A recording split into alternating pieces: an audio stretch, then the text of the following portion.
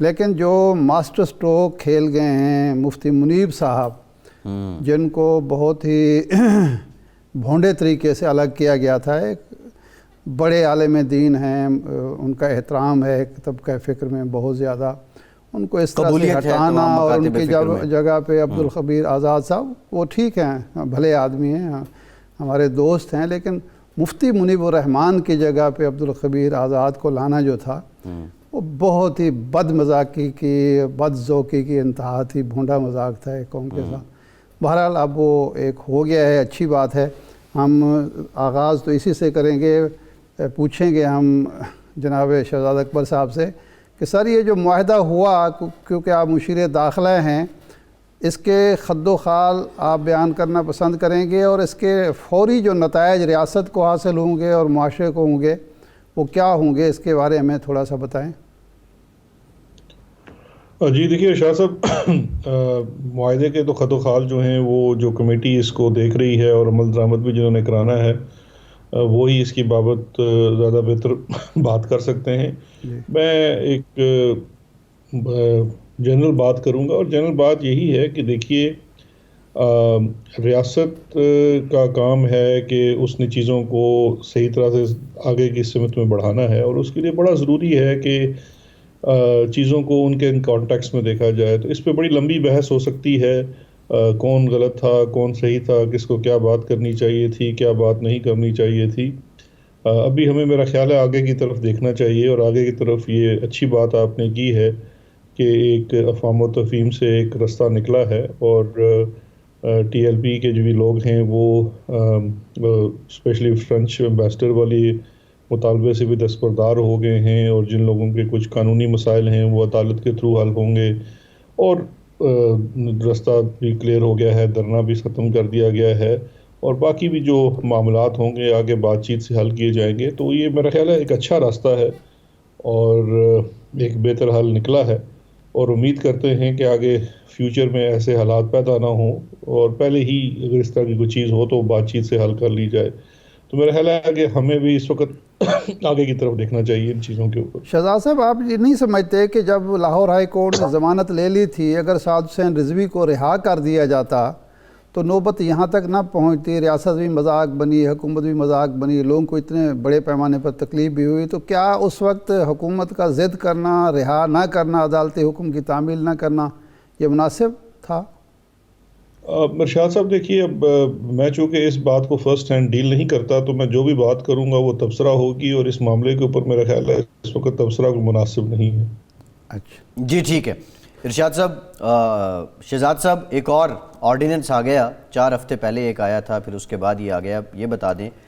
کیا وہ عجلت میں تھا یا یہ عجلت میں ہے، اور اس وقت یہ تاثر تھا کہ نیب کے دانت نکال دیے گئے ہیں، کیا اب دانت لوٹا دیے گئے ہیں؟ اس آرڈیننس کے لانے کا بنیادی طور پہ مقصد کیا ہے؟ نہیں، ہرگز ایسا نہیں تھا۔ دیکھیے 2 چیزیں ہیں، ایک تو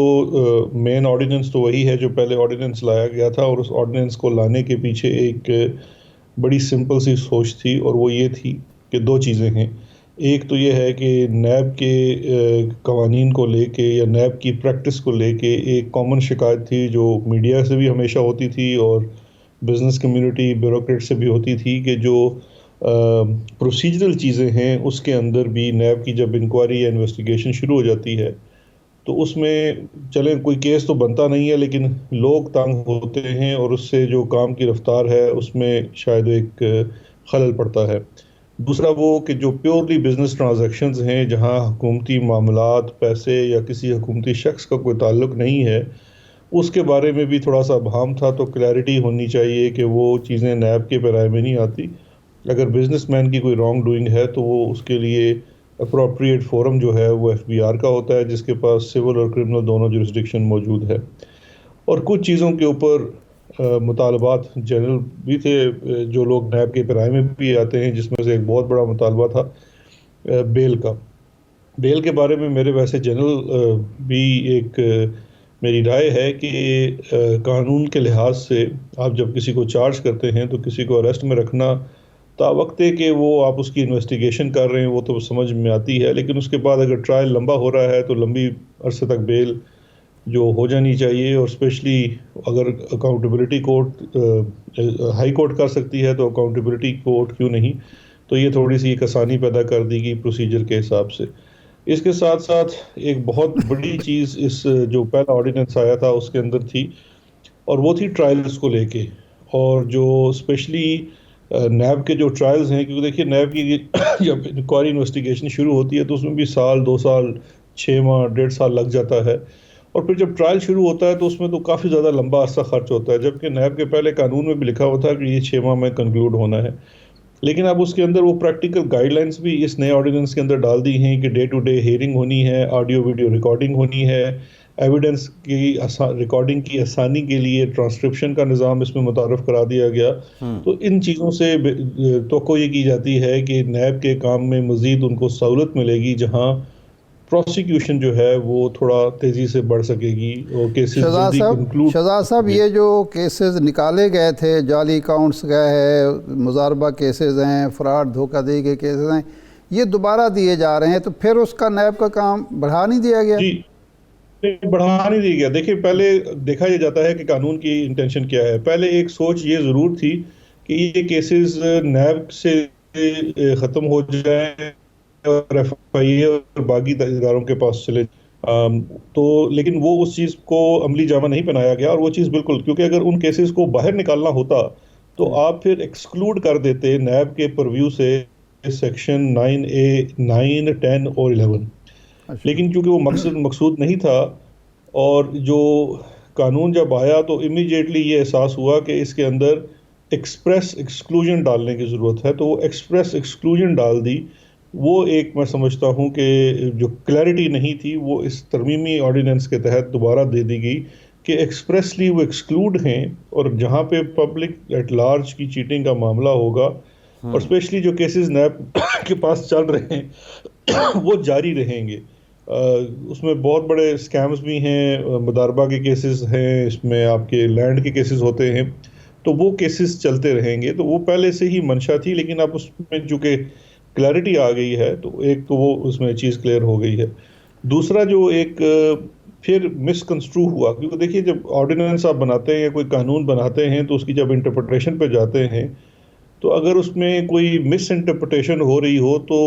قانون بنانے والے کے پاس اختیار ہوتا ہے کہ اس کو فردر کلیریفائی کر دے. جی مثال کے طور پہ ایک اس کے اندر بڑا اسپیسیفک تھا کہ شاید کوئی منی لانڈرنگ کے کیسز کو ختم کر دیا گیا، تو ایسا ہرگز نہیں تھا. تو اب امینڈمنٹ کے اندر اس کو باقاعدہ وضاحت کے ساتھ لکھ دیا گیا ہے کہ اس میں سے منی لانڈرنگ کے کیسز نہیں ختم ہوتے، کیونکہ اگر آپ اینٹی منی لانڈرنگ یہ جو زرداری صاحب نے پلی لی تھی، زرداری صاحب نے رعایت مانگی تھی، یہ اس پس منظر میں یہ ترمیم دوبارہ لائی گئی ہے؟ اس پس منظر میں تو نہیں ہے. زرداری صاحب نے تھوڑی سی جلدی کرتے ہوئے فوراً کورٹ چلے گئے، لیکن منی لانڈرنگ کا کیس صرف زرداری صاحب کا تو نہیں ہے. منی لانڈرنگ کا کیس تو شہباز شریف صاحب کا بھی ہے. منی لانڈرنگ کا کیس تو اور درجنوں کے حساب سے جو میری انفارمیشن ہے شاید کوئی سینکڑوں میں کیسز ہیں جس میں منی لانڈرنگ چارج ہوا ہے. اور منی لانڈرنگ کا جو پرائمری قانون ہے عاملہ جو ہے 2010 کا، اس کے اندر نیب لکھا ہوا ہے کہ NAB is one of the prosecuting اور انویسٹیگیٹنگ ایجنسی. جی تو جب نیب کے قانون میں یہ ذکر نہیں تھا، کیونکہ نیب کا قانون پہلے کے حالیہ آیا ہوا تھا، تو اس لیے اب اس میں، اور یہ ایک نیب کی طرف سے ایک ریکویسٹ بھی تھی کہ اکثر کیسوں کے اندر یہ کیس کو ڈیلے کرنے کے لیے بہت سارے ایکیوز جو ہیں وہ یہ پلی لیتے ہیں کہ نیب کے قانون کے اندر منی لانڈرنگ کا ذکر نہیں ہے. تو چونکہ ہم قانون سازی کر رہے تھے تو ہم نے کلیئرلی اس کے اندر ڈال دیا کہ منی لانڈرنگ کے کیسز بھی